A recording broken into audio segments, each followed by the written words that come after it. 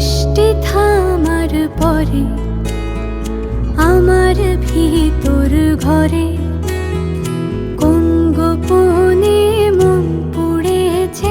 বৃষ্টি থামার পরে আমার ভিতর ঘরে নয়ন কালো মেঘ জমালো ঝিনুকের অন্তরে। আমার ভিতর ঘরে নয়ন কালো মেঘ জমালো ঝিনুকের অন্তরে। আমার ভিতর ঘরে কোমল ধানের শীষে